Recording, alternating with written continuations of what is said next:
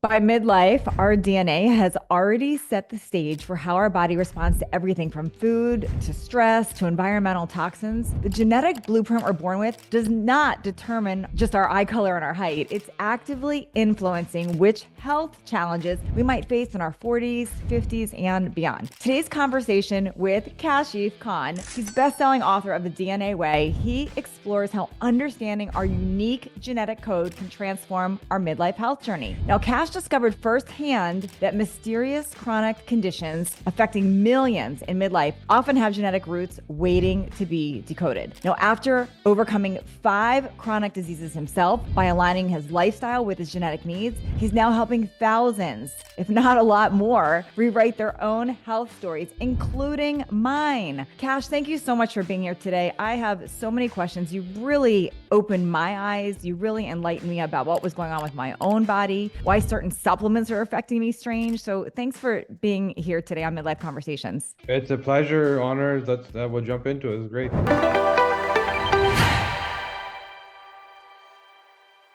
So if those of you that have been listening to the podcast for a while, you know that I am really adamant about us in midlife being our own health detective, meaning we don't just eat healthy and move our bodies and decide we're going to be healthy. We've got to really understand what is going on, whether that's exploring our gut, whether it's exploring our hormones, our thyroid, all the things. But there was a big missing link for me that Cash recently really came full circle in helping me understand. I couldn't understand why some supplements or some suggestions that all the gurus were doing were just not working for me, were making me actually not feel well. And I'll give one example, NAD, which is a very popular thing that people do as an injection or an IV. It was really giving me anxiety. If I did any NAD, I would get so much anxiety, which made no sense to me. But Cash, through what he taught me about DNA and his specific testing method and how he interprets, really opened my eyes to why that was happening, why I was presenting as ADHD in a lot of ways, a lot of different things that he really closed the loop on. So Cash, I think you're just absolutely brilliant here. Can you take us back a little bit? How did you even get into this? Where did this come from? So I, like you, was confused about why certain things didn't work and why I was sick. You said it. I had 5 chronic diseases. So I actually don't come from the space. And I think that's exactly what was needed because at the time, genetics was this ivory tower academic exercise of deep PhD level thinking. But the many billions of dollars that were spent on research, nobody got better. It didn't actually Mm-mm. get to you and me, right? No. And so I got sick. I actually ran a technology marketing company. So I used to help tech apps and technology companies grow. I'm in Okay. Toronto, so we kind of had like a mini Silicon Valley here, just outside the city. So And so nothing I to do with did it. health or science, or you were a No, completely nothing. different No thing. formal training, nothing. I just got sick, and I think the best training you could get is somebody hitting you in the face, and then you got to fix it. You got to get back up again, right? And that's Yeah. what happened. I got diagnosed with 5 different things. First time I ever needed a doctor, and I didn't understand what doctors did. And I thought they would figure out why you got sick and tell you what you did wrong. And what they said is, here's your diagnosis and here's your pill. And there's 5 different doctors giving me 5 different diagnoses with 5 different pills. And when I would ask, well, this can't just be serendipity. There's all this stuff happening. I've never been sick, everything all at once. What did I do? What did I eat? What did I breathe? What did I touch? Hmm. And if I were to paraphrase, their answer was like, we don't do that here, right? We just Really? prescribe. So figuring out why you got sick is not their job. So I went on this discovery journey of figuring out what made me sick. Went to naturopathy, traditional Chinese medicine, osteopathy, homeopathy, you name it. I looked at it all and eventually found out that my unique genetics were broken. And there was very important biological processes that just weren't happening for me. And so the exact same thing that my business partner was doing with me every day, food, movement, work, was fine for him, but making me sick, right? Mm. And so when I started to learn what those pieces of broken biology were, I changed my habits and I realized I didn't actually have 5 chronic diseases. I had a massive amount of inflammation that was resoundingly, triggering all these different symptoms. But if I dealt with the central hub, all these spokes of symptoms went away. And that's what I did. Okay, this is wild as you're saying that because I just, made a comment that okay, you didn't come from the health industry or the wellness industry. You came from a tech background, but when you really think about it, that's what you figured out with genetics and DNA. Because in tech world, you're like looking at each thing and how it connects to the next thing. And Yeah. that's literally what you did in health. So your background is actually perfect for this. That's so wild. It's doctors to me, so many times they always test blood. Like that's the most common thing. They test blood, and then you'll have others that will test stool or urine or saliva. But why is DNA not and genetics not something that's typically tested? Because the tests are designed for the diagnose and prescribe model. Why do they test your blood? To know if you need a pill or not, not to ask you what's in your blood that's making you sick, right? So the markers that are being looked at the MD level are all Hmm. around. This is a simple example. Your cholesterol level is high, time for you to start taking Lipitor, right? Right, And in that equation, does anyone ask why was my cholesterol one level a year ago and a different level today? What changed? right. What potentially changed? There's genetics around hardware quality. Quite literally, if you look at things like your cardiovascular system, if I Hmm. have your DNA, I know what the quality of the material is. Is it resilient and is it able to cope with environmental toxins, or is it more sort of paper thin and highly prone to inflammation? So if that's you, and then you reach a certain age where your mitochondria start to deplete, so you don't have as much cellular energy, which is why midlife is where these things start. It's not because they're diseases of aging, they're diseases of poor mitochondrial function, which happens Hmm. as you age, right? Less cellular energy means more inflammation. Now all of a sudden you have this bad hardware, genetically predetermined, and you might have bad detoxification pathways, genetically predetermined. You might be touching, breathing, smelling something that's toxic in nature, causing inflammation in this tissue. What does your body do?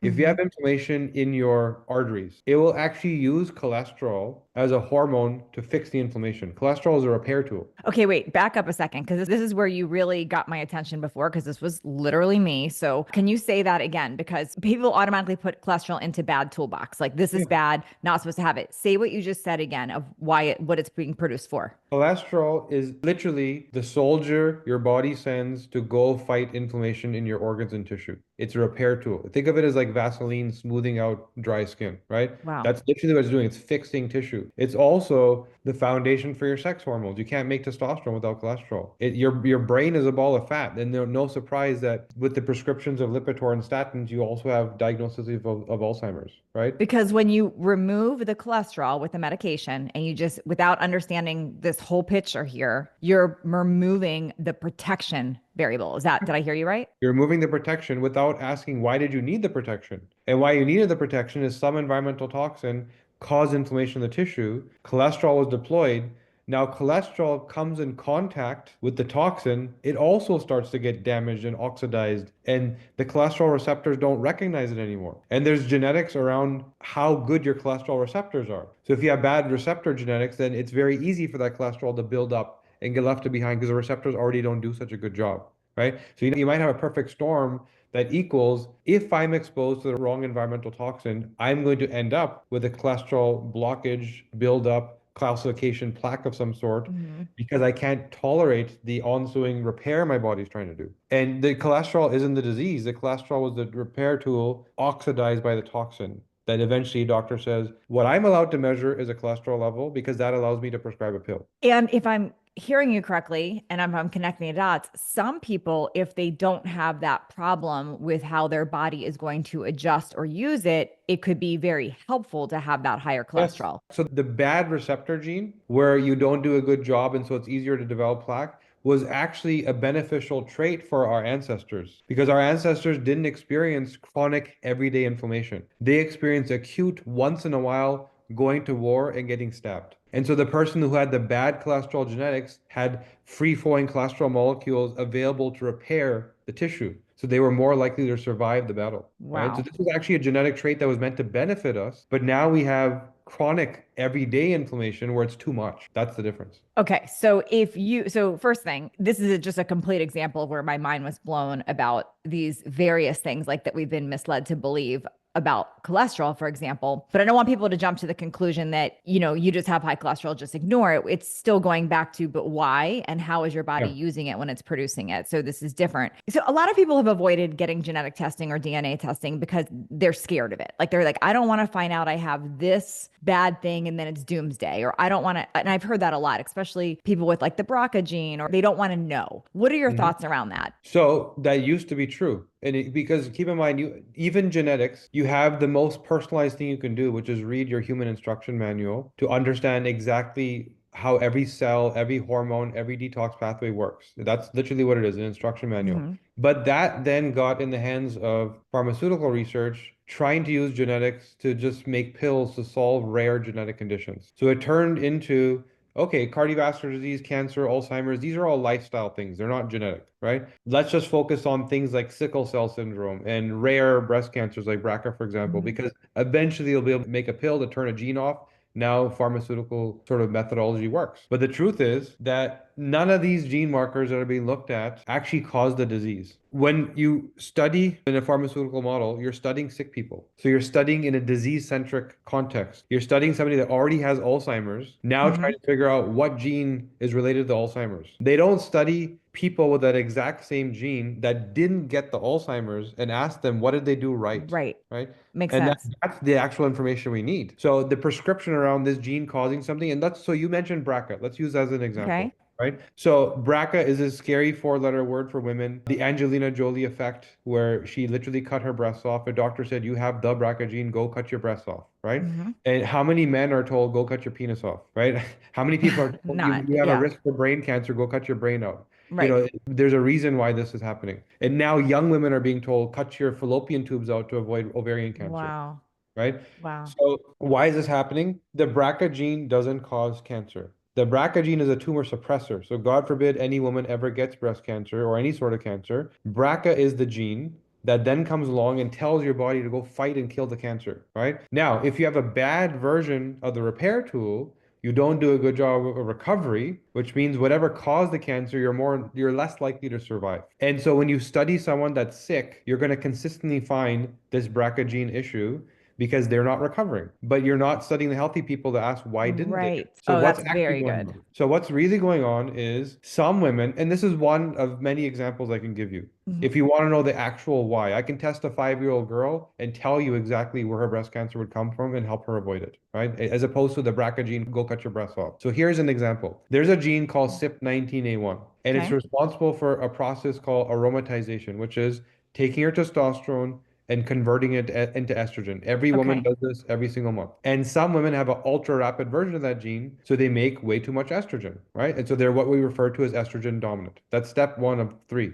Step two is after you make the estrogen, there's three potential forms of estrogen you could then convert into. Hmm. 2-hydroxyestrogen, 4-hydroxy 16. You don't need to know what those mean. Just know that one is good, two cause inflammation, right? The first one is good for you, the other two cause inflammation. Now, if you are estrogen dominant and you are making one of the toxic inflammatory versions, we then have to look at your detox genes to understand the very specific detox pathways that are responsible to eliminate that toxic thing that you made inside your body, right? How well is that working? So you might have the perfect storm of estrogen dominant, estrogen toxic, bad detox pathways. Now, on a monthly basis, you're making something in your body that's not leaving because the detox pathways aren't there that is causing inflammation. Eventually, your body recognizes this threat and Hmm. says, I prioritize my organs. I'm going to keep this stuff away from the organs. I'm going to keep it away even from my vasculature, my veins, to keep all the good stuff safe. Let's go park it in my fat because fat is deemed as safe by your body. Where do women have fat? Breasts, hips. Hips, breasts, Right. Yeah. right? So now all of a sudden you have this monthly deposit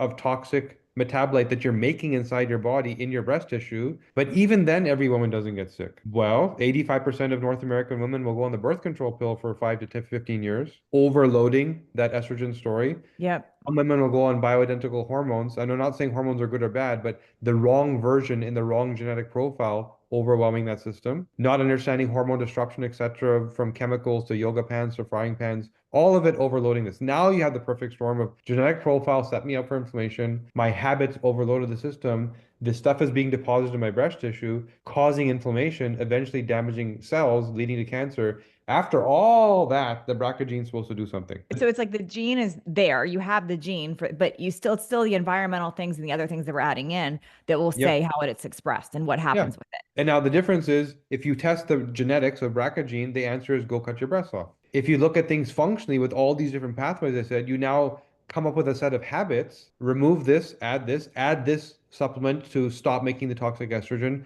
remove these yoga pants because they have phthalates in them. And now all of a sudden you balance things where you don't cause the cancer. That makes a lot of sense.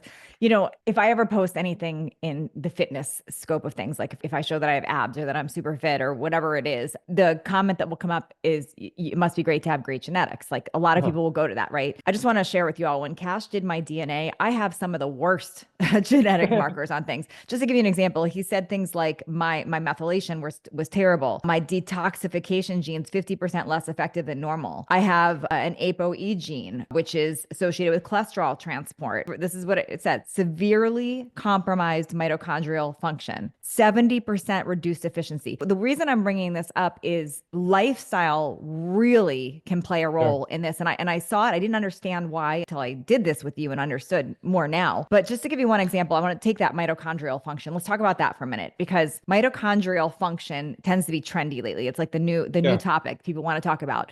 Lots of supplements coming out to help with mitochondria. What Cash made me aware of is depending on where you are in your genes, depends on where you can start to repair Yeah. mitochondria. So, can we talk about that for a minute? You can use me as an example. You said I had Yeah. 70% reduced efficiency. So very important consideration when it comes to aging. If you think about aging and disease, it's really an equation of energy and inflammation. How much inflammation based on environmental toxins, stress, food, whatever is causing inflammation, and then how much energy do my cells have to be resilient against the inflammation? The net result of that is how fast are you aging and what diseases do you have, right? Now, which disease is based on hardware? Like I said, bad arteries, you're going to get Mm-hmm. cardiovascular disease. Bad BRCA, you're going to get breast cancer. Like it's depends on which one, right? Mm-hmm. So when you have poor mitochondrial function like you do, you might decide to go exercise and run on a treadmill like people think you're supposed to. And for you, that will actually age you faster. For you, that will actually make you feel horrible. You won't recover because you don't have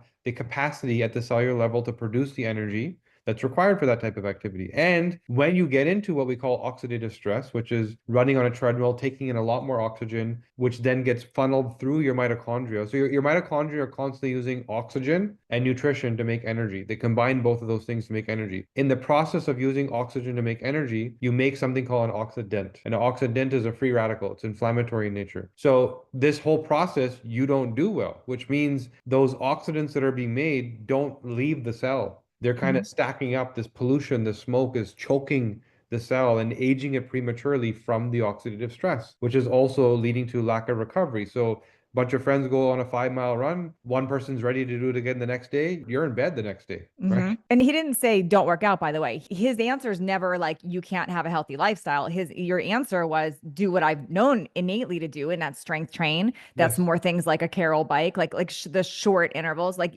So it's not about no, you can't exercise. It's like you find what works with your DNA. Yeah, everything you do with a good intention, you're able to hyper personalize the choice. There's options for everything. What do you eat? Should I be vegan? Keto going to work for me? Do I take hormones? Every single one of those things, there's a right or a wrong answer that's not the same for each one of us, So right? why, when some people have, and this was definitely me with mitochondrial supplements, I couldn't understand why like NAD would be so great for some people, and for me, it would make me super anxious. And I know some of you listening have had that same experience. So how does that happen with mitochondria, and then the various supplements on the market to help with mitochondria? So it's a combination of mitochondria and your neurochemicals. And I think one place where we've really, not to sound arrogant or brag, but where we've really made a dent in the interpretation of genetics is the mind and neurochemicals. So this was ignored What does that by mean? The mind and meaning neurochemicals, if I have your DNA, I can describe your personality to a T. I already know who you are. I don't need to which talk to is you. it's so true. Yeah. Y'all. When I first got on the phone with you, it felt like I was talking to a psychic. I'm like, what? How do you? And he didn't look at any labs. He didn't interview me ahead of time. You only saw my DNA and Yeah, you, and neurochemicals don't lie. Serotonin, dopamine, brain drive neurotropic factor, these are all the chemicals that allow you to perceive your reality and also drive your motivation, how irritable you are, how much things mean, how emotional you are, how much trauma do you experience. These chemicals create these perceptions, and the genes drive how much do you make? How much do you bind? How long does it last? So, and this is why I'm saying there's a combination. If it's not just a question of your cells not being able to benefit from the NAD, they get overwhelmed, but it's also the inflammation you experience is also neural inflammation, brain inflammation. And your brain is wired to experience the world at a much higher level of detail than average people, right? And there's no good or bad. When it comes to neurochemicals, it's more like discover who I am and what is my human design and go do that and I'm going to thrive versus discover who I am and now I understand why there's friction. I don't get along with them or I hate my job or it's because you're not doing what you're designed for. So this is what's going on is you have this already this propensity towards I see everything, I hear everything, I smell everything, which also makes you irritable, frustrated, right? Because other people don't see the world that way. So it's constant disappointment, constant. You believe this 120% of Uh-huh. reality is what's going on, and they believe the 80% is what's going on. And then you're trying to talk to each other, make sense of it all, right? But So now you're able to walk in the room and notice that, okay, I'm the, I can see it all, but I should only expect 80% from people, and then we get along. So what's wild too is there anyone that's neurodivergent. So you're ADHD, you're autistic, like all this shows up in your DNA. So when I did this with him, like I'm ADHD, that's what I've been my whole life. But he, without knowing that, without us talking about that, he literally picked up all those things about hyper focus, about not interested, about fight or flight, like all the things shows up in our genetic markers.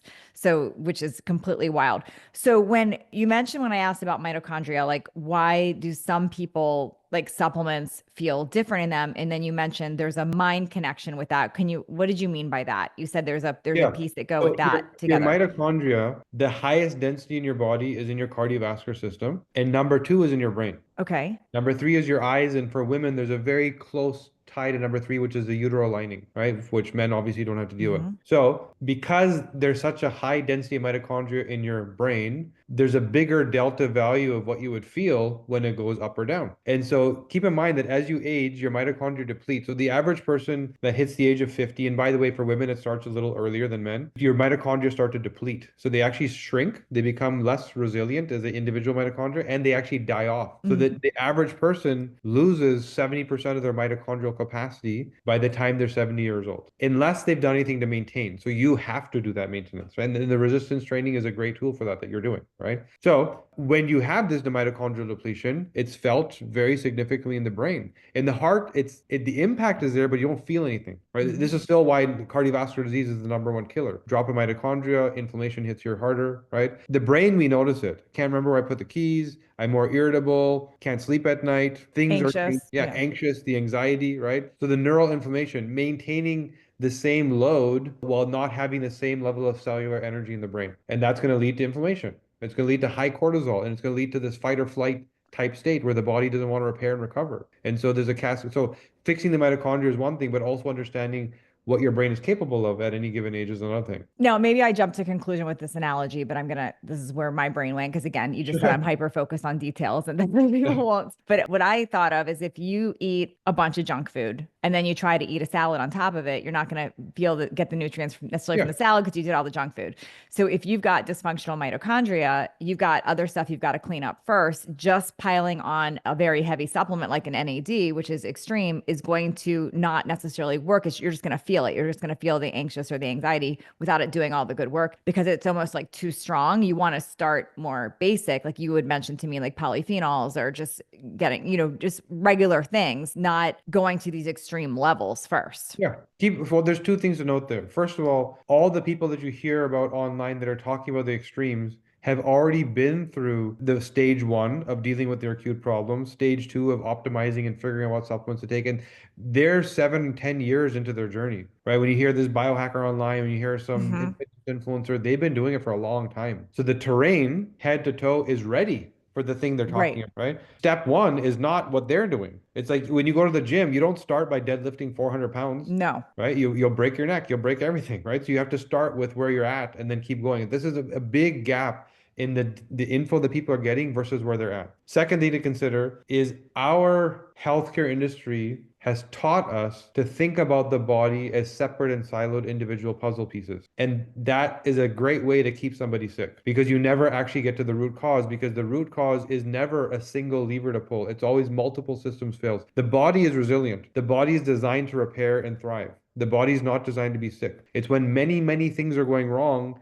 that it's overwhelmed by the total burden that eventually becomes symptomatic. And to your point, it's like, okay, mitochondria over here, I need to work on it, but you can't just work on that. What else is going wrong? Are your hormones Yeah. doing well? Are you making a toxic estrogen? Is your glutathione pathway off? Or is your dopamine levels low so you're burning yourself out because you work too hard? You have to do all of it and optimize all the systems. And what are we seeking? Homeostasis, the middle. We're seeking that all systems elevate to the middle. So think of your body as a chain Yep. as opposed to individual systems. And if there's one weak link in the chain, every system is slowed down to that level. That's the maximum capacity because they all are intersecting and working together. So if one system doesn't work, they're all working to that maximum level of that poor system. This is something that Cash said that I recorded when we talked before. This was my specific DNA, but I know others have this similar thing with mitochondria. You said you're loading up a system that doesn't work well when you go to extreme supplements. And so really you have a system that doesn't work well, and then you loaded it with a horsepower and there's nowhere for it to go, which Yeah.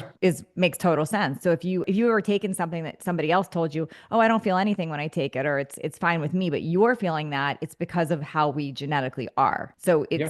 it's just different for us. We talked a lot about fight or flight state, and I know a lot of my listeners, they deal with this, and we hear a lot about cortisol. And I think just our society is really driven towards this fight or flight with the constant stream of, text messages and social Yeah. media and a million TV shows to choose from now and all of that. How is that affecting our DNA, or how is our DNA affected by that? So, quite literally, your DNA is affected, but also how is your health affected? I can tell you that, I work with a lot of pro athletes, celebrities, CEO type people, and it doesn't matter where they're at. I always start with fight or flight, anxiety, trauma, even if they think they don't need it, because they all do and they don't realize until we start talking about it. Hmm. It's very hard to be alive in 2025 and not have some kind of planned strategy around your nervous system. Nervous system needs support and regulation given the influx of what we're dealing with versus what we're capable of. The human body is designed to be in high stress 5% of the day. That's what it can tolerate. And we're 5%, and we're doing it like 20 hours of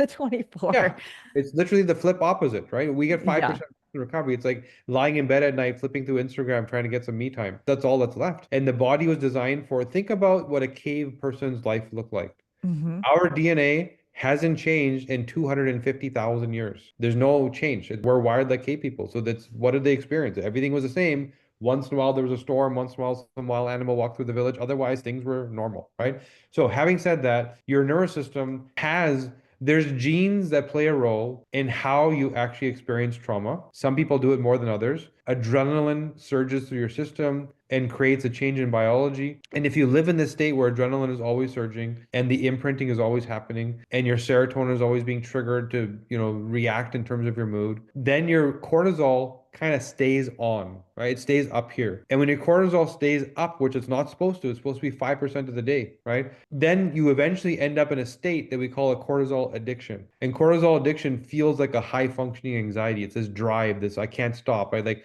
there's no rest and recovery. As soon as I Spoiler rest, alert, that was exactly what he told me my problem is. yeah, This is what yeah. you said about me. Yep. And when you're sitting there, it's disorienting to feel rest and recovery. It's like Yeah. you start to immediately, should I check my phone? Should I check my email? What's on the to-do list? Which is not the way the brain's supposed to work. Because is it because we're searching for serotonin to regulate ourselves, or like what's It's what's because happening there? the cortisol is staying up here, the adrenaline is staying up here, so your body literally thinks you're in battle. It doesn't know Wow. how to reconcile why this is happening. And it didn't happen to our ancestors other than when they were in battle, right? So Go watch a show about Vikings and see how, yeah, they were yeah. difficult, but then they were in the farm just eating and playing around, and that's how people lived, right? So what do we do? Because we can recognize that, and I think there's a lot of people navigating this. Like it's a lot easier just to say put your phone away, but it doesn't really work that way. We're still searching for Yeah. it other places. Like what do you do? So there are two layers to it. One is not everybody gets there for the same reason. And this is why it's very important to understand individual genetics and what the risk, like what drives you there. It's not the same for everybody. Like for you, serotonin,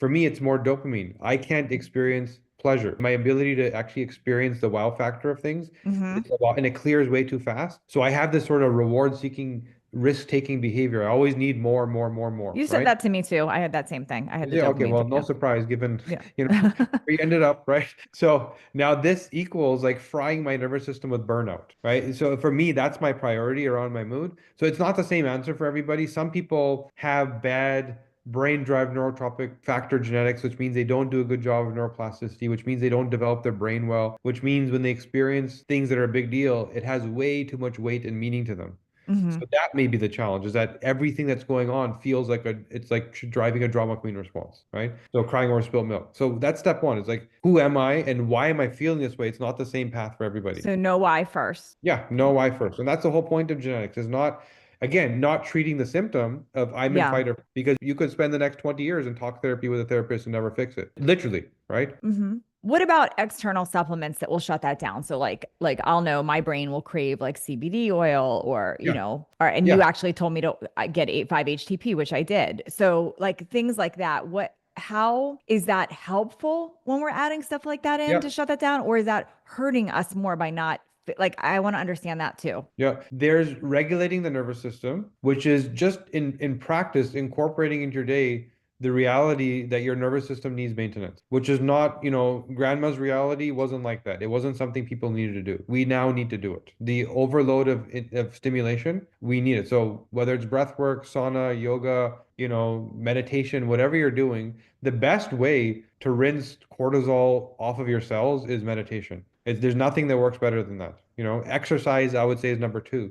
The best antidepressant medication that exists today works 40% of the time. Exercise works 80% of the time on Hmm. depression. It's Which I far think more is why effective. a lot of us with that brain crave exercising and Yes. movement. Like we don't sit well. It's like that's like part of our self doing Yeah. there. And meditation, when he told me that, I was like, oh, I tried him. It's not my thing. And what you said to me was you find a way that works for you. So I know like with me, what I figured out will work for me. And I think we're also unique here, but like I can do more like a brain tap with a vibro bed Yeah. kind of thing, like that. Or even for me, this isn't like traditional meditation, but walking with bilateral beat music or something like just it's finding our way, whatever that Yeah. means for you to be in that state. So it doesn't mean sitting there and going without any music or anything. It's right. That's kind of what you said to me, right? That Yeah, it's for just some finding your people, way. that is the way. And given your wiring, this extreme reward-seeking behavior, have this extreme propensity to detail, your brain can't empty itself. Your brain can't stop thinking. It can't stop ruminating with the inner voice, right? No. So you need something to do. And that something to do can be a form of meditation, which is disconnect. It's not reward-seeking time,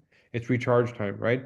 Now, your question about supplements, the two things I was saying, one was regulate your nervous system, but yes, there are supplements for each one of the neurochemicals. And this is why self-discovery is so important, as opposed to everybody heard you say 5-HTP, they might all go run and buy Yeah, I don't 5, want you to do that. Don't right? do that right now. This So is individualized, and we're going to talk about how we can individualize in a few minutes. yeah, But and that's the whole point, is that there is a unique individual answer for everybody. And this is why so many people will tell you, especially when it comes to the brain, that I tried it, didn't work. I tried it, didn't work. I tried it, didn't work. yes, Because that person doesn't have even though the symptom looks the same, right. the path that they got there from, the specific neurochemical that made them feel that way, was very different. And so if you hyper focus on what you actually need, then it's like, wow, this worked amazing. And I'm guilty of this too. Any of us that can relate to that, like dopamine seeking, cortisol, whatever, we are typically a quick start personality. So you hear one thing and you go get it. Like you're like, I heard that, I'll do that. But what I've really been learning from Cash is we really do need to customize a lot more. Like there are some general things that work for everyone. Like you can say, eat unprocessed food, get some sunlight, move your body. Like those are general, but then how you're doing each thing is going to affect us very differently. So when that personality, the fight or flight personality, has a tendency to be addicted to things,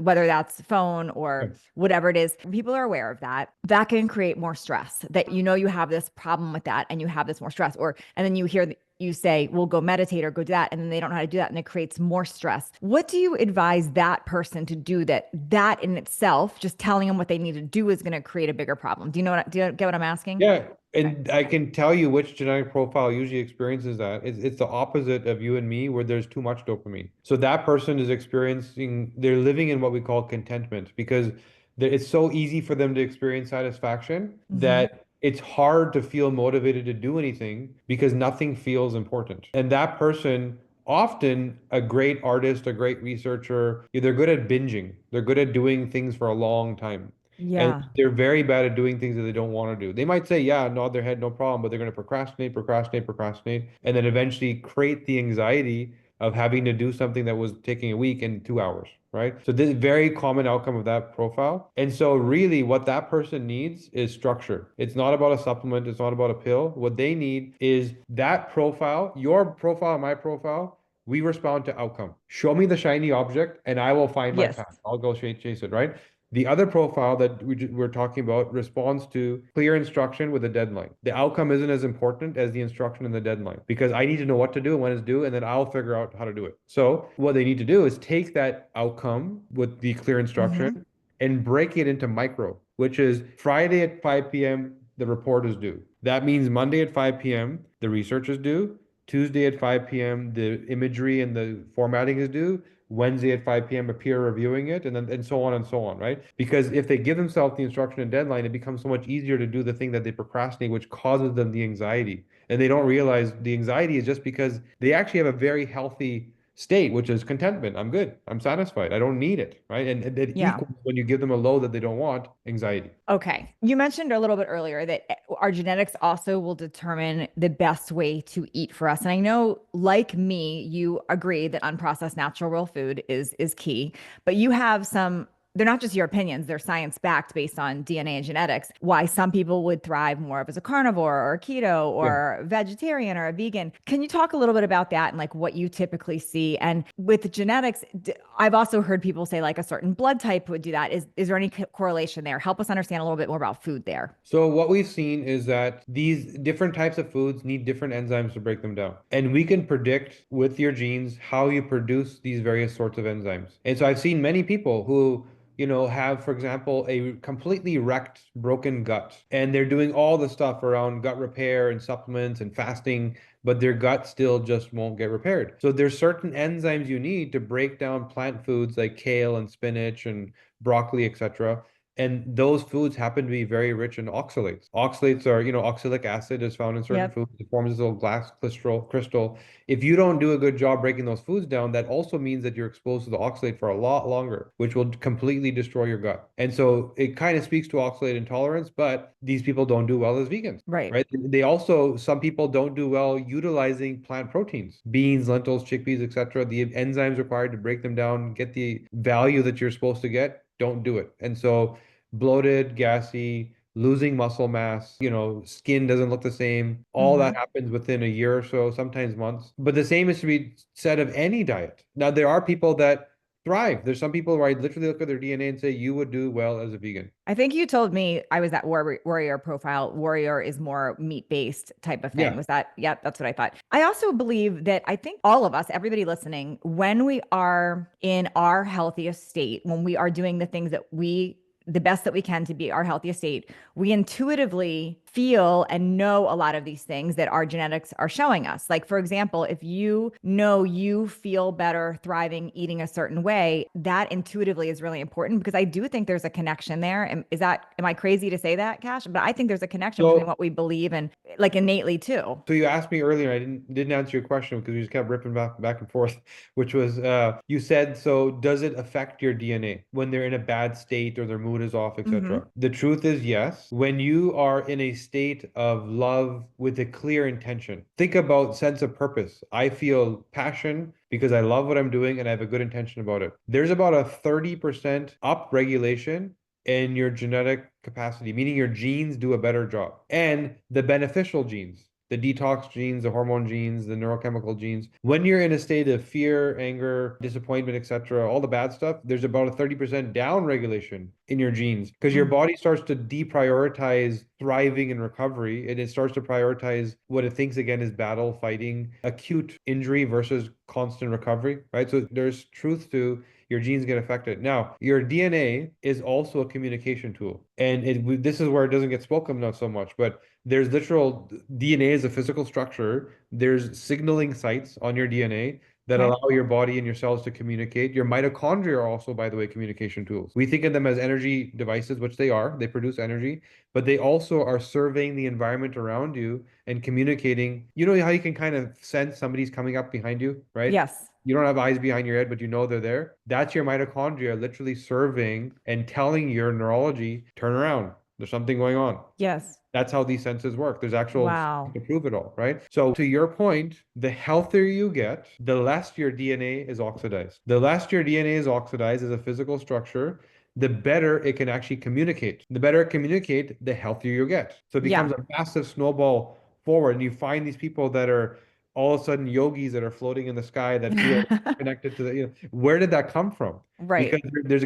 quite literally an elevation in your cellular signaling and your intercellular communication That's and extra amazing. outside, right? And you start to feel like I intuitively know. Yes. That intuition, remember, you have quite literally brain cells in your gut. That intuition that we experience, for every one signal that your brain sends down to your stomach sends 8 signals back up. So your instinct has 8 times more influence over what your brain believes to be true than your conscious words So that you're that telling. expression, a gut instinct, that's where that Yes, comes from. That makes that's an total sense. actual real thing. You have brain cells that line your gut wall, that the instinct you feel is a form of thought that through your vagus nerve is being sent up to your brain so your brain knows what's going on. And the healthier you are, and the more you are aligned with your having habits aligned with your DNA, the healthier your DNA becomes, and this signaling and communication becomes healthier, and then you feel like you have intuition. Wow. Makes total sense. Every time I talk to Cash, I feel like I'm talking to a psychic, literally, because this is really brilliant what you figured out. Now, I want to just kind of warn everybody of a few things. It is very tempting just to say, I want to go get my own DNA testing or my own genetic testing. The interpretation matters.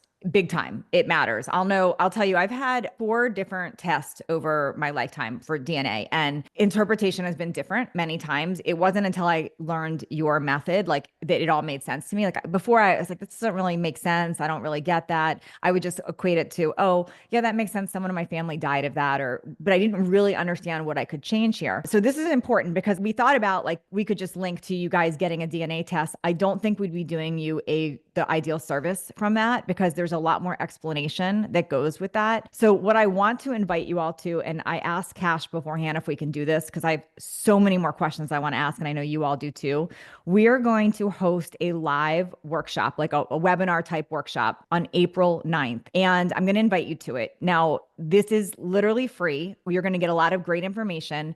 But in that session, not only is he going to teach you a bunch of information, we are going to share how you can actually get your own DNA testing and learn how to interpret and go deeper here. So you'll have an opportunity for all of that, which is going to be way better than just buying some random test or just asking your doctor to get it for you. Because then you're really leaving it up to, it might not serve you the best. I wasted so much money on previous tests that really meant nothing for me. So if that's something you want to attend, I'm going to link that all below in the show notes. And if you're watching on YouTube, it's below. But if you go to midlifeconversations.com/DNA. So midlifeconversations.com/DNA. I will be on the class with Cash, but he is going to be teaching. This is his expertise. He'll teach, he will share a way deeper than we went today. And he's also going to stay on as long as needed to answer all of your questions. So if you all are like, okay, I resonated with Natalie, or I have my own questions, or why has this not been working, or how do I avoid this one genetic thing? This is going to be really important. You can get all your questions answered. So we will link all that below. Cash, anything I missed that you want people to know? And why do you want them? Why is this better for them to come to the class versus just, taking this little information today? Yeah, I think you're right on. I deal with this a lot. Like a lot of pro athletes and, biohacking influencer type people, they're all my sort of direct clients. Like I'm not a practitioner of any sort, but I Hmm. interpret in a way that nobody else can because I came from the outside and saw what was broken. Yes, So I work with a lot of these people and I hear the same story over and over again. I did 3 or 4 DNA tests already, didn't learn a damn thing, right? exactly. That was And so me. it's because, DNA tests are designed by PhDs for PhDs. They're not designed for you and me to be told, here's what's broken and here's how to fix it. That's all we need to know, right? Tell me straightforward, what doesn't work and what do I do about it? And so that requires interpretation because it's also what's going on in your lifestyle. Where do you live? How much sun do you get? What do you eat, right? Yeah. What does your family look like? Do you have mold in your home? Like every little consideration makes a difference in terms of what the recommendation should then be. So I do believe, and I've seen it many thousands of times over now, where chronic disease is quite literally optional. Yeah. The pace at which you age is also optional. And I tell you this because I've worked on it myself. When I was sick, when I was telling you in the beginning, I was 38 years old and I had 5 chronic diseases. My biological age was tested as 43. So you can test your Mm. biological age through epigenetic expression to know how old you are on the inside. And I was 5 years older than myself. So that was the big red flag for me that I Hmm. need to do something. So not only through the work that I've done did I get those 5 years back. I'm now, by the way, 45 years old. So I've been working on this for Okay. some. My biological age is now tested as 33. Wow. And it's been 33 for 3 years in a row now. That's amazing. I got it back the lost time. I made up for more and I reversed time. And I'm not vain and trying to live forever. I just this is what I do, and I'm going to keep pushing and seeing what else It's I so can. good.